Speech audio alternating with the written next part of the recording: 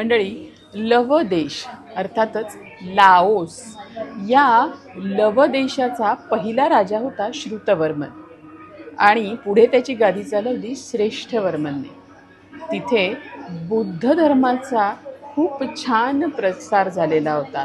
म्हणजे स्तूप असणं, तिथे बुद्ध शाळा असणं किंवा पादुकांची पूजा करणं, ह्या सगळ्या पारंपरिक गोष्टी कायम केल्या जायच्या।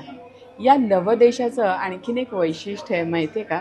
तिथे आजही नाट्याकृती सादर होतात।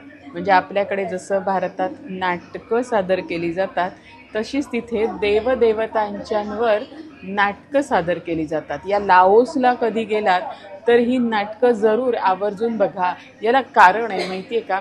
कारण या लव देशात फार फार वर्षांपूर्वी संस्कृत भाषा प्रचलित होती आणि तिथे ही जी पारंपरिक नाटकं सादर केली जातात ना, तर त्याच्यात श्री विष्णू, श्री भगवान शंकर यांची रूपं दाखवली जातात किंवा त्याच्याशी कनेक्टेड असलेल्या छान छान गोष्टी सादर केल्या जातात।